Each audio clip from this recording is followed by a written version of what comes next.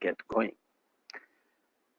Okay, the presentation is about the software licensing, the key subcapacity clauses that are in the revised International Passport Advantage Agreement. There is a disclaimer whereby the presentation has been compiled at goodwill by Kisalu Consulting from IBM Publications.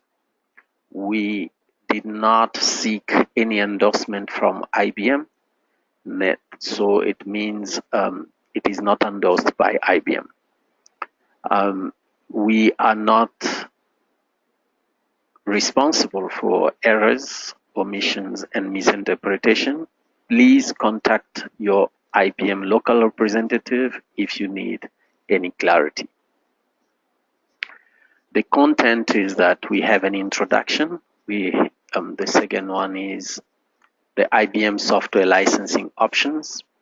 Then we have the subcapacity licensing requirements. Then we'll talk about the revised International Passport Advantage Agreement, the key clauses that we need you to watch, and we will then conclude. As an introduction and background, we should be understanding that these webinars are born from the fact that we know a lot of organizations, many organizations in this modern era have virtualization technologies in their data centers. That's how they're trying to save money in the data centers. So if a company, an IBM customer, has software running in such environment, it can attract a lot of savings, but if not properly handled, it can also become a huge burden. So there are rules that each customer who's in that situation should abide to. The agreement that governs the relationship between IBM and the software user, which is the customer, is the IBM International Passport Advantage Agreement. Previously, we did share some emails with the link, so if you'll need it, you can still ask, but that's the link, and we share that with the many emails we shared with people. The IBM Passport Advantage Agreement is the one that is mostly used by IBM customers. So most of IBM customers, especially in the distributed architecture, will use this agreement. There is a star there to mean that there are exceptions, because there are other types of licensing which don't fall into the International Passport Advantage Agreement. IBM has over 100 types of licensing for software, so there are different agreements as well. But the International Passport Advantage Agreement is the one that governs the relationship between the company that buys the software or renews the software or renews the technical support, or wants to subscribe even using the SaaS, the software as a service offering, or even if you as a customer wants to buy IBM appliances. That agreement also regulates how the audit will be conducted and what are the client responsibilities. And we know IBM has announced a revision for the Passport Advantage Agreement. Hence, it has affected the processes of auditing and how the reports for the usage of software, IBM software, will be shared. That is mainly in the paragraphs 1.12, 1.13, and 1.14. We'll talk about it later. So these IBM software licensing conditions apply now to the new Passport Advantage customers from 1st of November 2017 and to existing customers from the 1st of February 2018. The International Passport Advantage Agreement states that any software that's used in virtualized technologies will need ILMT to also be installed for the purpose of reporting. So it is compulsory. There is a star there next to compulsory to mean there are exceptions, and we'll talk about those exceptions in the coming slides. The simple rule as it stands with the star means there are exceptions, which we'll discuss again. So the simple rule is that as per IBM, if you are running any software in virtualization environment, you will just be licensed at full capacity if you don't have ILMT. That is the rule that we can draw from all those conditions in the International Passport Advantage Agreement. So the IBM License Metric Tool, or ILMT, is the only free tool and the one that IBM accepts to track your IBM usage in virtualized environment. The other tool... Hi, sorry to disturb, guys. Hello, sorry to disturb. Yes. I'm experiencing a bit of difficulty viewing the screen. I don't have access to the screen, and I can hear that you are referencing some of the points from whatever you guys are viewing. Who's speaking? Is it Katleko? That is correct.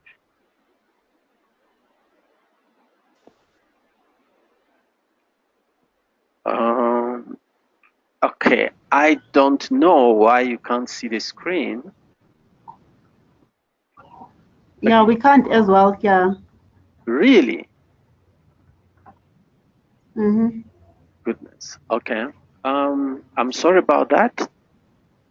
Oh, goodness. I see why. Okay. It was my mistake. I did not share the screen, so you can see it now. I'm sorry about that. It was my mistake. Not a problem, Jim. Okay.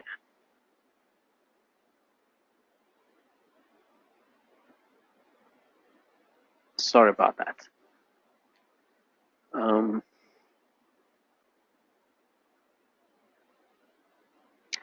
Okay. That's where I was. Can you all see that?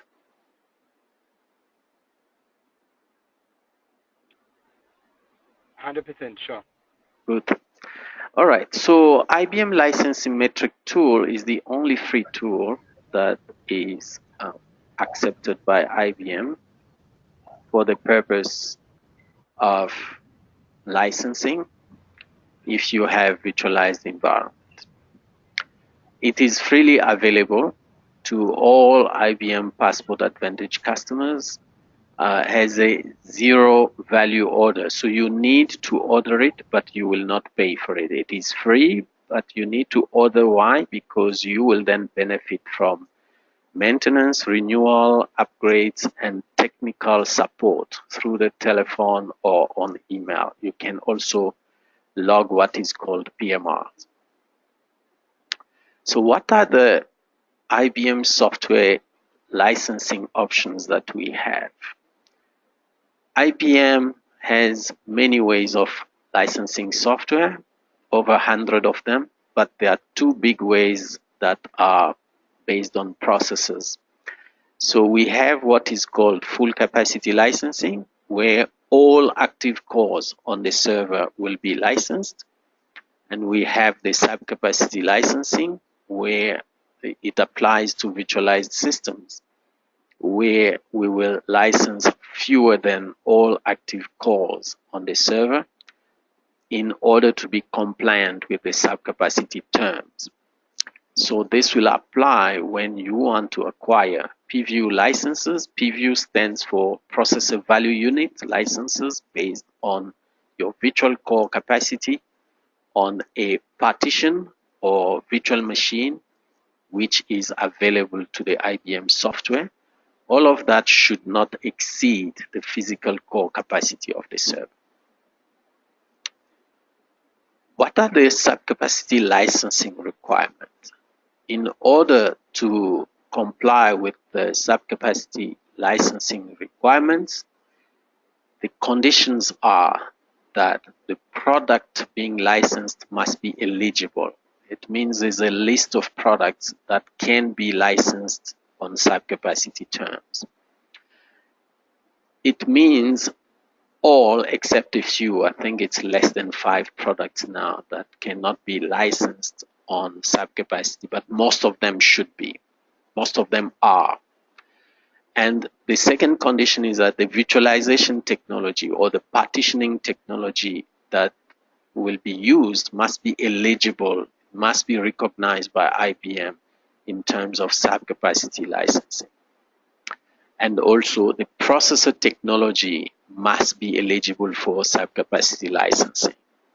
Those 3 conditions are available into the Passport Advantage web page at IBM website. So you can visualize all those conditions there. They are detailed in the Passport Advantage website. Then the last one is the IBM licensing metric tool must be installed for reporting, except in the 3 scenarios that we'll talk about. Those exemptions are as follows.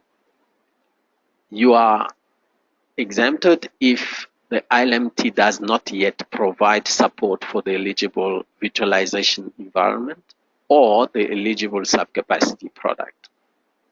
You are only exempted from installing ILMT, but you still need to report on your usage, but you'll then do it manually.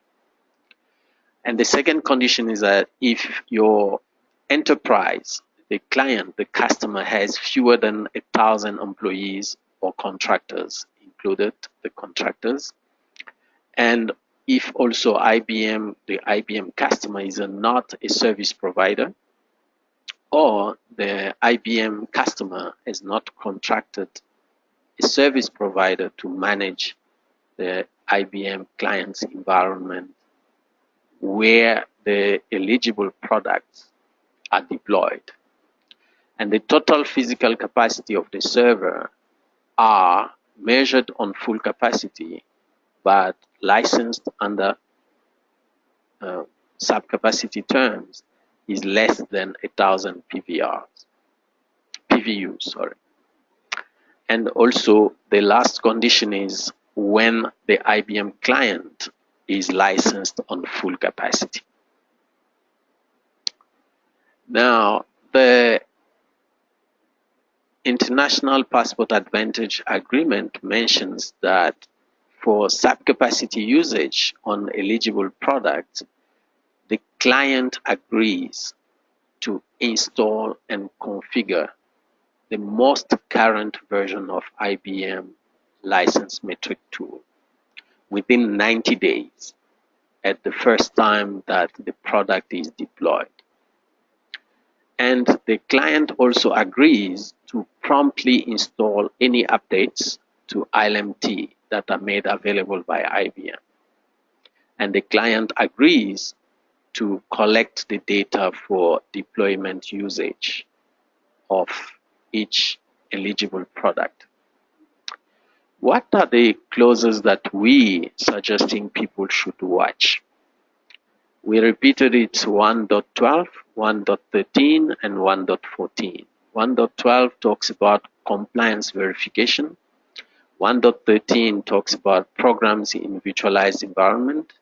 And 1.14 talks about client's responsibilities, client reporting responsibilities. Now, ILMT verification requirements are as follows. The IBM client must maintain reports on the software that's being deployed on subcapacity. The reports must be prepared every 90 days, every 3 months, and kept for a rolling 2-year period. So they will need to see within 2 years, they should be seeing 8 reports minimum. And the reports must be provided to IBM upon request, which is within 30 days. Here we try to compare the old version, which is 2014, to the new version, which is your 2018. Just on the side, the size, you can see the size of, on the left is your old one, and on the right is your new one. And from there, we have drawn that they're talking about ILMT accuracy. Before, IBM customers required to have ILMT installed and working. Right now, ILMT must be working and client must agree to keep accurate records regarding the reports. So it has been tightened a little bit. Also on the timelines for audit requests and the results of non-compliance, they also try to tighten. IBM calls the audit, the software audit, IBM software review. So when they send you your customer a letter, it will be called IBM software review, not IBM audit. There is a new paragraph which talks about the need to agree in writing with the IBM or IBM auditor that within 60 days of an audit request, it will really start.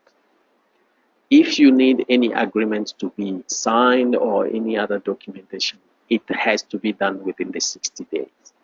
So they don't want any further delays. And audits will always be executed at all sites. If the customer has many sites, so they can go to all sites. You agree now that you're giving them permission, they can go to all sites, all environments where the software is used. We have potential costs that arise from the 1.12, the new one, because they included a new phrase which says IBM customers agree to promptly pay directly to IBM the charges that IBM specify in an invoice for any excess of software use, any IBM software subscription support and selected support for such excess of use for the lesser of the duration, or such excess of use for 2 years back pay if you are non-compliant. Then there's additional charges that are now applicable and other liabilities if the result of such a verification imposes extra charges. We can also see compare the 1.13 and 1. Of 2014 to the one from 2018. We can also see there is a bit of change. It increased a little bit. Here we see from 1.13 the timeline of audit requests and results of ILMT non-compliance are tightened. In case IBM suspects a customer to be non-compliant for subcapacity licensing, the client will have 30 days to share the ILMT reports once IBM or the IBM auditor requests them.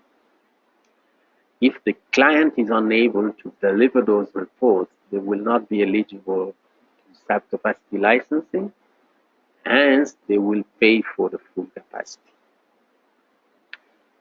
What does it mean? We can just read it this way. IBM customers should now exist in a permanent state of readiness for IBM software audit, or what is called IBM software review, because in most instances, in many customer places, 30 days is just too short to prepare your ILMT reports. So it's better to prepare them upfront to remain in software audit or software review permanent state of readiness. Then we have the 1.14 and 1.14 of 2014 and 1.14 of 2018. also see it is increased a little bit. And there we can draw that the customers will have to subscribe to remain updated.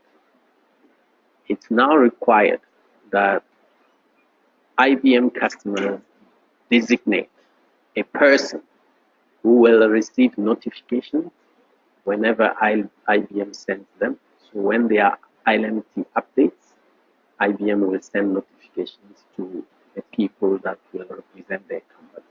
That will ensure that the customers are always notified of changes and updates, and they use the most updated version of ILMT. And also, customers will need to provide accurate reports and not to alter them or delete them for any purpose.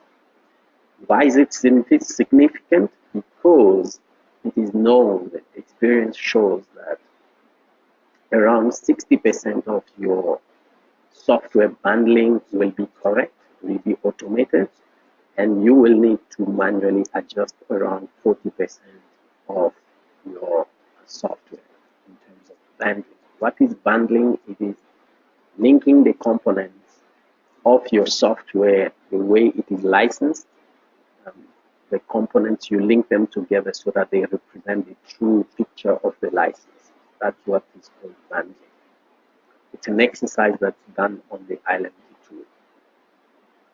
So because software bundling takes time, so the changes will just require that customers always have the reports ready all the time.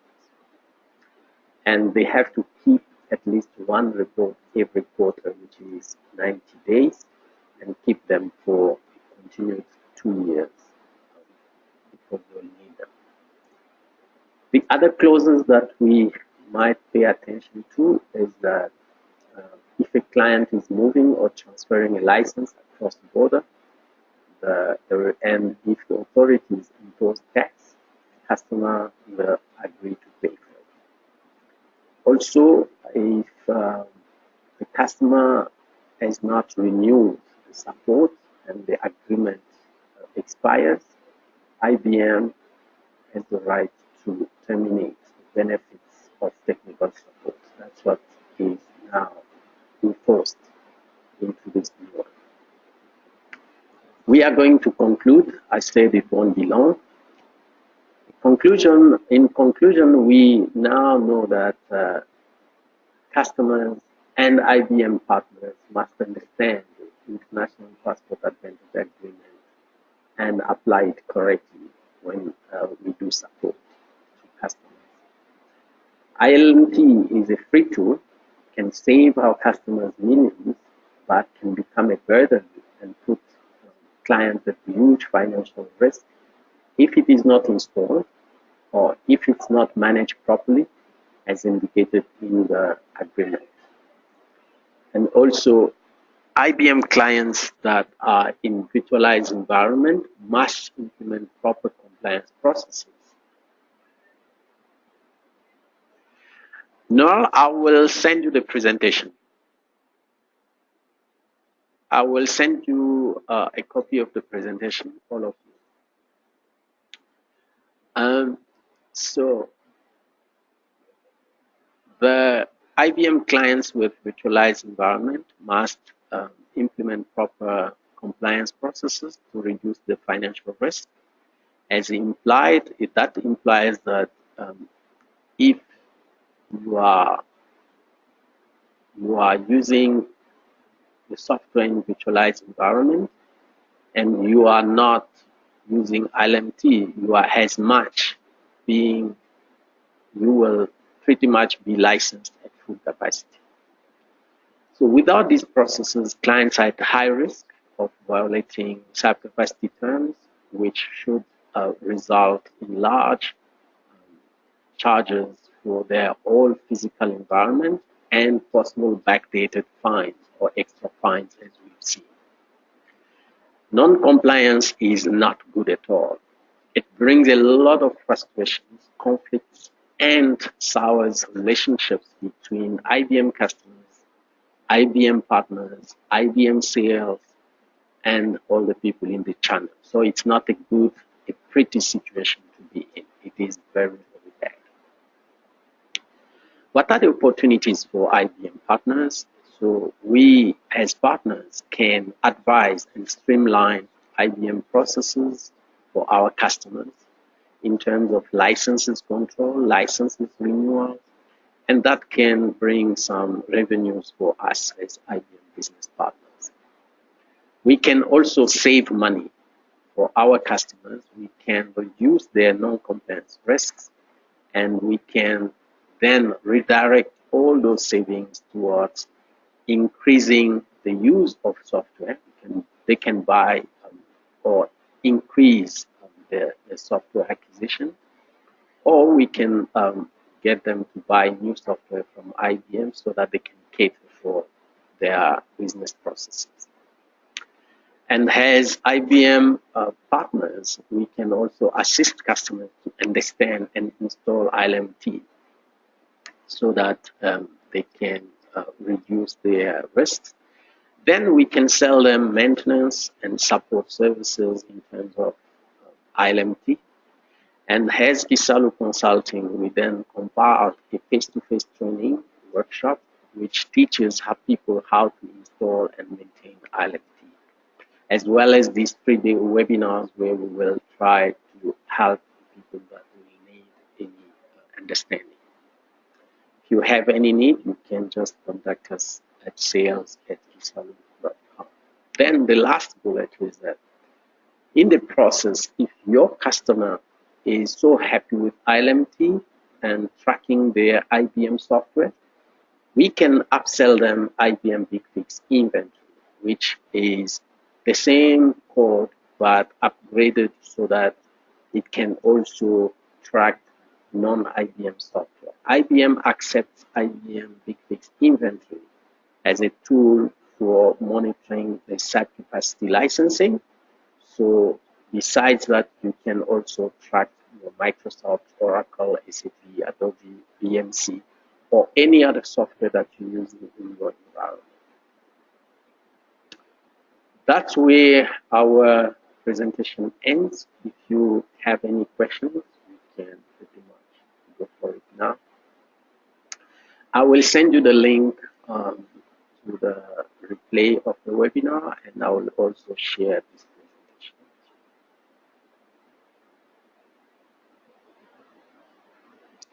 Any questions?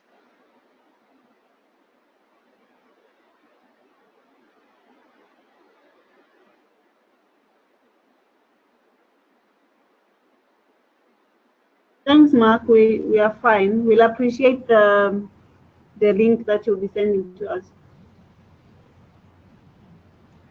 Okay. From there, then we ending this conversation. There is another webinar tomorrow where we will have some samples of how to license the IBM software. You're welcome to participate as well. Thank you so much for your time. We really, really appreciate it. Thank you. Thanks. Bye.